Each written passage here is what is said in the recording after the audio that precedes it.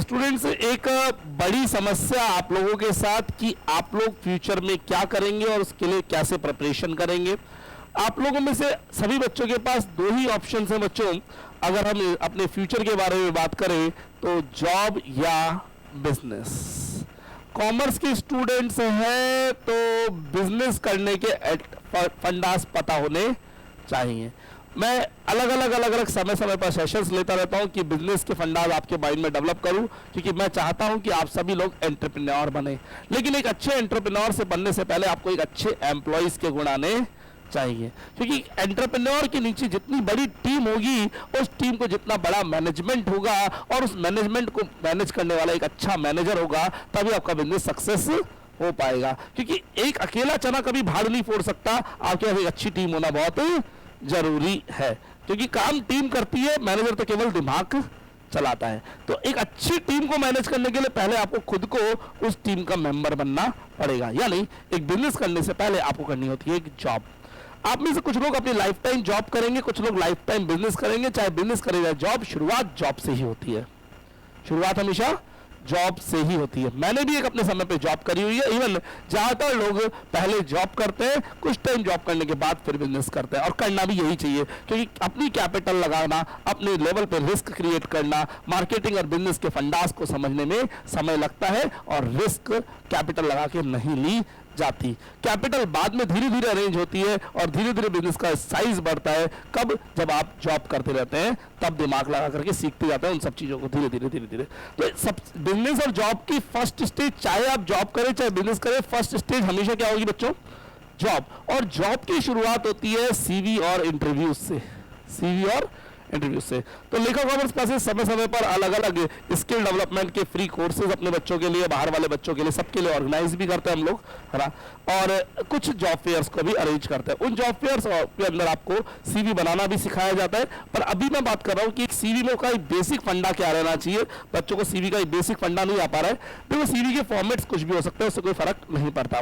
कई लोग सीवी का फॉर्मेट रखते हैं ऐसा, मीन्स इधर आपकी डिटेल्स होंगी, बेसिक डिटेल्स, और इधर होंगी आपकी एकेडमिक और प्रोफेशनल डिटेल्स। इधर आपकी जनरल डिटेल्स, इधर स्पेशल डिटेल्स। इधर वाला सेगमेंट डार्क होगा, डार्क कलर में, और ये वाला लाइट कलर में होगा। एक कॉन्सेप्ट। दूसरा कॉन्सेप्ट आपने देखा होगा कि सीवी आपका होगा एक हेडर स्टाइल में, और यहाँ पॉइंट्स होंगे, ठीक है। तीसरा कॉन्सेप्ट एक ऐसा भी होता है जिसमें सीवी आपका टैबुलर फॉर्मेट में होता है, ठीक है। कैसा भी हो, सीवी कभी भी 2 पेज से ज्यादा का नहीं होना चाहिए। अगर आपके पास 2 पेज से ज्यादा के सीवीज बन रहे हैं तो प्लीज उसमें से चीजें एलिमिनेट करना शुरू कर दीजिए। जो कम की चीजें उनको हटाना शुरू कर दीजिए। मैं अगर मेरा सीवी बनाऊं तो मेरा सीवी इजीली 2 पेज से ज्यादा का बन जाता है ना। पर वो 2 पेज से ज्यादा का सीवी बनने में मैं कई बेसिक चीजों को हटा देता हूं जिनको लिखना सही नहीं समझता मैं। अगर मैं मास्टर्स लिख रहा हूं तो फिर ग्रेजुएशन लिखने की जरूरत नहीं, हटा दीजिए ना ग्रेजुएशन को। ऐसे में कई बेसिक चीजों को हटा देता हूं। समझ पा रहे हैं बातों को? ठीक है। तो सीवी बेस का बेसिक नीड, पहली बात basic requirement, CV colourful page पे नहीं होना चाहिए, व्हाइट पेज ओनली। सीवी के मैक्सिमम पेजेस कितने होने चाहिए? 2। कलरफुल इंक का प्रयोग नहीं करेंगे, ओनली ब्लैक इंक का यूज करेंगे, क्योंकि जो एचआर होगा, जो आपका इंटरव्यू लेगा, वो कलरफुल इंक का यूज करेगा उसके ऊपर। अगर आपने कलरफुल कर दिया तो फिर उनकी इंपॉर्टेंस खत्म हो जाती है। सेकंड इंपॉर्टेंट चीज, जब सीवी का फॉर्मेट स्टार्टिंग में अगर आप अपना पहला सीवी बना रहे हैं तो ये वीडियो आपके काम का है, अदरवाइज ये वीडियो आपके काम का मेनली नहीं है। और पहला सीवी अगर सोच समझ के बनाया तो ठीक है, अदरवाइज पहली बार सोच समझ के बना रहे हो तो ये वीडियो आपके बहुत काम में आएगा बच्चों। बात करते हैं सीवी का स्टार्टिंग फॉर्मेट कैसा रहना चाहिए। ऊपर यहां पर एक लाइन होगी,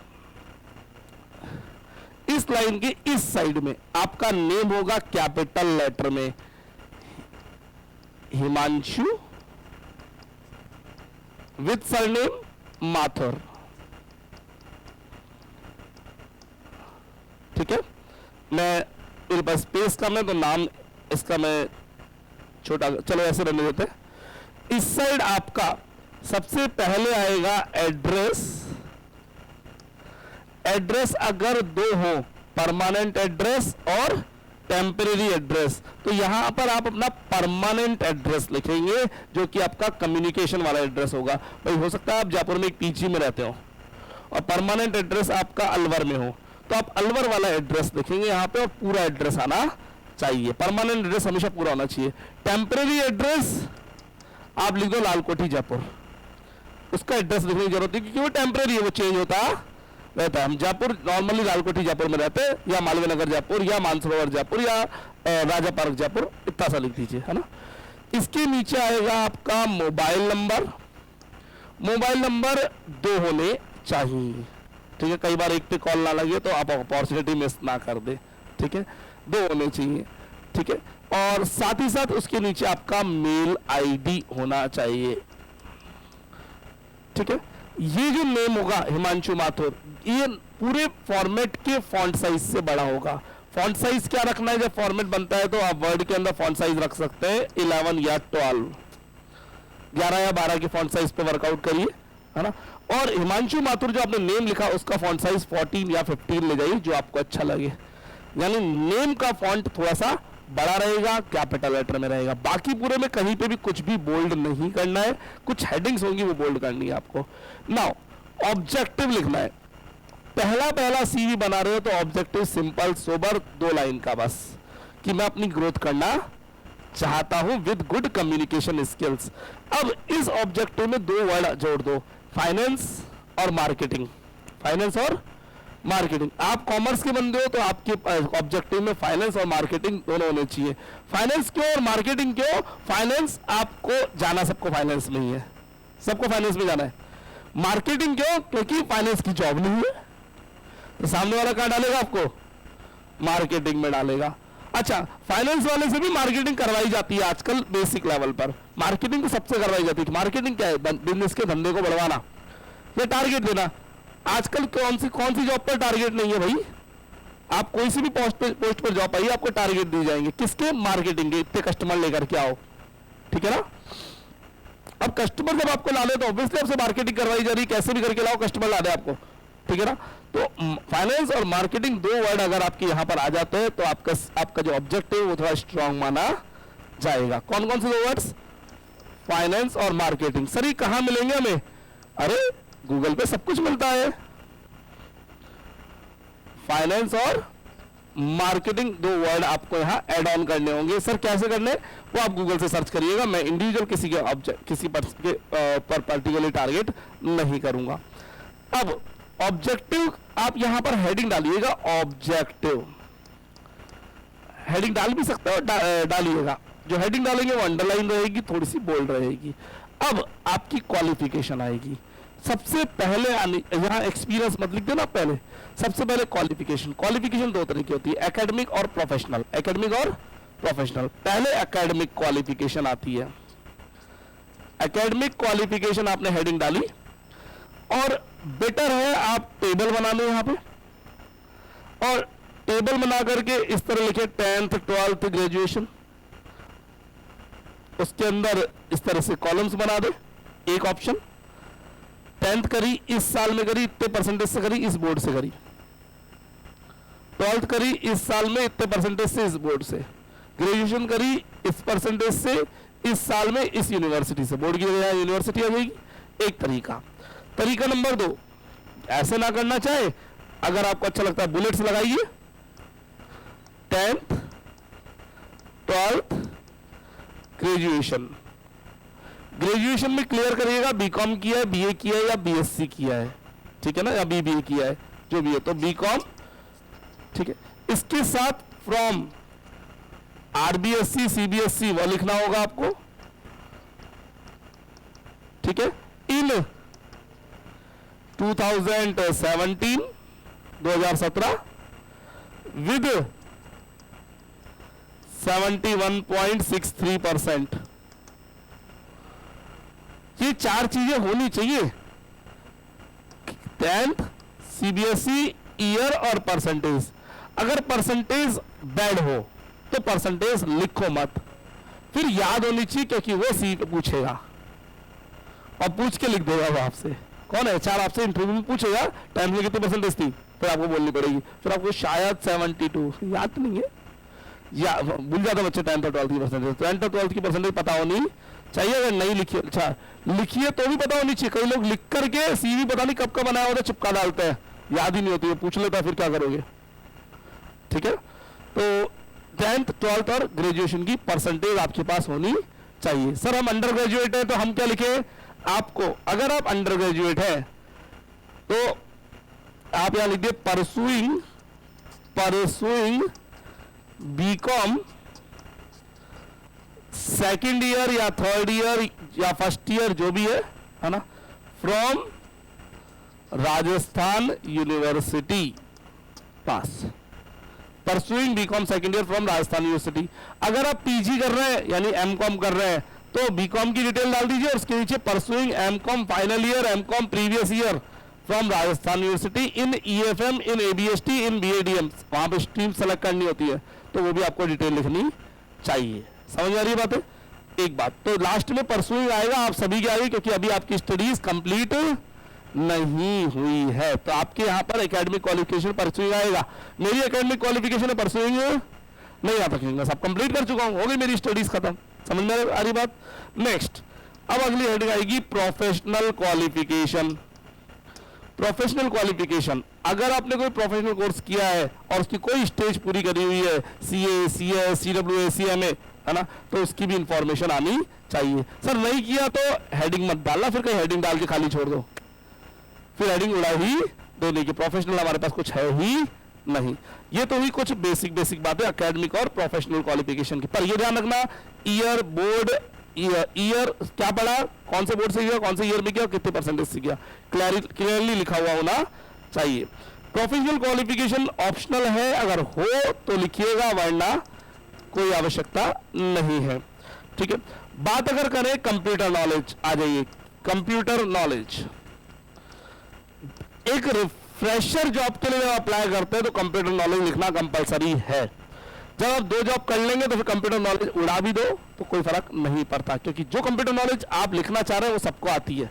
लेकिन अगर कोई स्पेसिफिक नॉलेज है कंप्यूटर में कि मैंने ओ लेवल किया हुआ है, मैंने पीजीडीसीए किया हुआ है, मैंने कोई लैंग्वेज सीखी हुई है कंप्यूटर की, C++, जावा, या फिर आपने कोई स्पेशल सॉफ्टवेयर पे वर्कआउट किया, मुझे कोरल ड्रॉ आता है, मुझे फोटोशॉप आता है, मुझे पेज मेकर आता है, तो उसको लिए फिर आपको स्पेसिफिकली डिफाइन करना होगा। अभी कंप्यूटर नॉलेज में आप क्या लिखेंगे, कई बच्चे लिखते हैं RKCL, है ना, RSCIT लिखते हैं। डोंट यूज दीज वर्ड्स, क्योंकि इनकी मार्केट में इमेज पॉजिटिव है या नेगेटिव? नेगेटिव। तो नेगेटिव वाली इमेज वाली चीज हमारे सीवी में आनी चाहिए, नहीं आनी चाहिए? नहीं आनी चाहिए। फिर क्या आप लिखोगे, आपको लिखना है एक वर्ड बेसिक्स,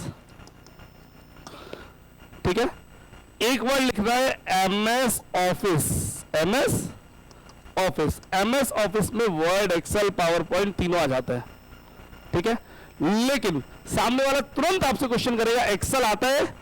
बोले सर एक्सेल में जितना, एक्सेल के अलग अलग लेवल्स होते हैं, एक्सेल बहुत बड़ा सॉफ्टवेयर है और अगर एक्सेल आता है तो आप लाखों रुपए महीना आराम से कमा सकते हो अगर एक्सेल के एक्सपर्ट बन जाओ तो। एक्सेल अकेला इतना बड़ा है ना। तो एक्सेल के लिए पूछे तो चुपचाप मना कर देना सर बेसिक्स आता है, नहीं तो वो आपकी वोट लगा देगा सामने वाला, है ना, कि एक्सेल में फॉर्मूले लगाने आते हैं नहीं आते। अब मुझे नहीं पता आपको आते हैं नहीं आते, अगर आते हो तो ही बोलना, अदरवाइज साफ साफ बना कर देना सर बेसिक सबका आता है, मुझे कोई इश्यू वाली बात नहीं है, बेसिक्स कर सकते हो, सिखाएंगे तो सीख लूंगा। पॉजिटिव रिप्लाई देने, है ना। कई बार बच्चे बोलते हैं सर नहीं आता मुझे, तो मैंने तो आज तक कुछ किया ही नहीं। कौन सा किसी ने कुछ किया हुआ है ना। तो please positive reply they, sir I can do, आप सिखाएंगे, आप ट्रेनिंग देंगे, आपका सा मैं सीख जाऊंगा, मैं सीखना चाहता हूं, मेरी लाइकिंग है, मैं ग्रोथ करके दिखाऊंगा, कोई दिक्कत वाली बात नहीं है। आप मेरे पे फेथ रख के मैं आपको निराश नहीं होने दूंगा, ठीक है ना। मतलब पॉजिटिव आप जब वाइब दोगे सामने वाले को तो अभी सामने वाला आपको सेलेक्ट करेगा, अदरवाइज सेलेक्ट होने वाले नहीं हो आप, ना। अगर कोई सर्टिफिकेट लिया हुआ है तो लिखना या नहीं लिखना ये डिसाइड करना। भैया सुनो, कई बार बहुत सारे कंप्यूटर नॉलेज के सर्टिफिकेट फोकट में मिलते हैं, है ना। सर्टिफिकेट्स को ज्यादा डिफाइन करने की जरूरत नहीं कि कंप्यूटर के सर्टिफिकेट्स की कोई, कंप्यूटर नॉलेज के सर्टिफिकेट्स की कोई मार्केट वैल्यू है ही नहीं। क्योंकि सामने वाला क्या करता है, आपको एक दिन जॉब पे ट्रेनिंग पे काम कराएगा, वहीं सीख लेगा आपको कितना आता है ना। आपने टैली का सर्टिफिकेट फर्जी में उठा लाया कहीं से, है ना। तो प्लीज अगर सर्टिफिकेट्स पढ़े हो तो उसके दम पे चौड़े मत होना, सीवी के अंदर जो आता हो वही लिखना, ठीक है। टैली आता है तो लिखिए, लैंग्वेज आती है तो लिखिए, अदरवाइज बेसिक लिखिए, MS ऑफिस लिखिए, MS ऑफिस सब लिखेंगे, है ना, ठीक है। और साथ में लिखेंगे इंटरनेट सफरिंग हम आराम से कर सकते हैं। इंटरनेट सफरिंग मतलब मेल वगैरह अगर हम समझ करना जानते हैं, ये तो जानते होंगे ना मेल करना, ठीक है। तो इंटरनेट सफरिंग के आप इंटरनेट से कुछ भी, हमें इंटरनेट से रिलेटेड कोई भी काम करवा लीजिए, हम सब कर लेंगे, कोई इशू वाली बात नहीं है। एक काम यहां पर आप जोड़ सकते हैं, सोशल मीडिया मार्केटिंग, जिसे आजकल क्या नाम दोगे आप, सोशल मीडिया मार्केटिंग। इसकी सामने वाले को जरूरत होगी या नहीं होगी? होगी। अपने अपन जिस लेवल पे है उस लेवल पे तो पक्का होगी। मैं बड़ी कंपनियों के बड़े लेवल पे वर्क नहीं कर रहा हूं, क्योंकि वो आपकी स्टेज अभी आई नहीं है। आप जिस स्टेज पर हो उसके अकॉर्डिंग अगर मैं बात करूं तो मैं कहना चाह रहा हूं सोशल मीडिया मार्केटिंग जरूर जोड़े। सर ये क्या होता है? इंस्टा पर, फेसबुक पर, यूट्यूब पर या किसी भी वेब पेज पर बिजनेस को प्रमोट करना, है ना, इमेजेस पोस्ट करना, हैशटैग्स लगाना, यूट्यूब वीडियो बनाना, कंटेंट क्रिएट करके आदमी तक उस चीज को पहुंचाना। आता है या नहीं आता है फिर भी लिख देना, थोड़ा बहुत तो सबको आता है भाई। अपनी खुद की रील प्रमोट करना आता है ना, तो बस सामने वाले के बिजनेस की रील बना के प्रमोट कर दो। और बहुत सारे फूड ब्लॉगर्स को आप फॉलो करते हैं, वो क्या करते हैं? यही तो सोशल मीडिया मार्केटिंग ही तो करते हैं। कैफे जाके आते हैं, कैफे वाला फ्री में खिलाता है, फ्री में खिलाता है उनको, फूड ब्लॉगर्स को, फूड ब्लॉगर्स को फ्री में खिलाता है, उनसे वो पैसे चार्ज करेगा क्या? है ना भाई, उनके इंस्टा के फॉलोअर से 25,000 फॉलोअर से शुरुआत होती है ना, हमारे 25,000 फॉलोइंग्स है। चलिए, तो सोशल मीडिया मार्केटिंग एक वर्ड आप एड ऑन कर सकते हो। सोशल मीडिया हैंडलिंग है सोशल मीडिया, है ना।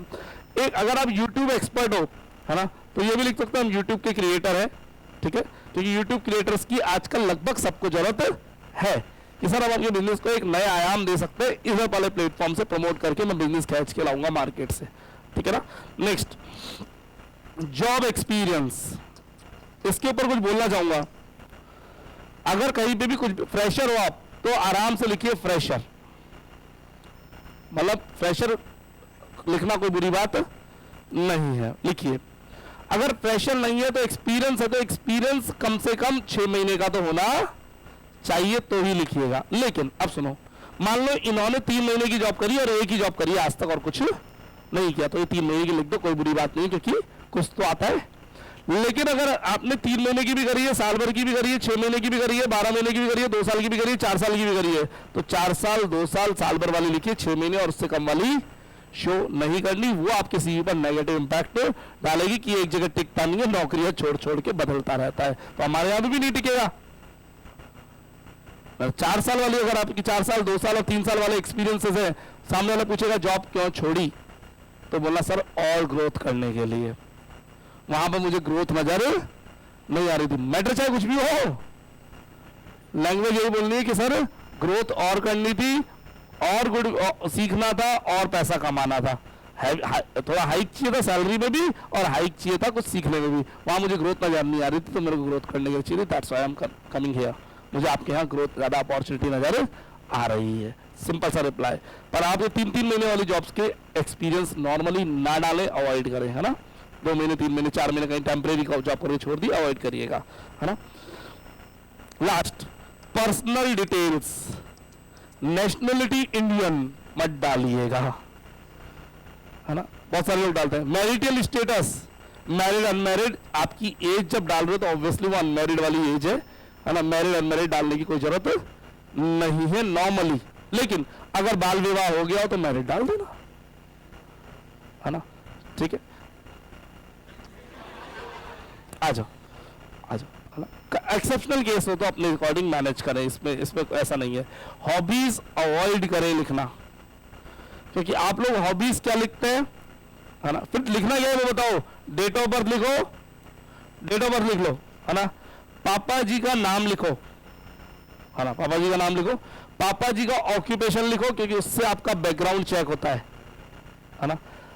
Date of birth, father's name, father's occupation, और फिर साथ में लिखो लाइकिंग्स।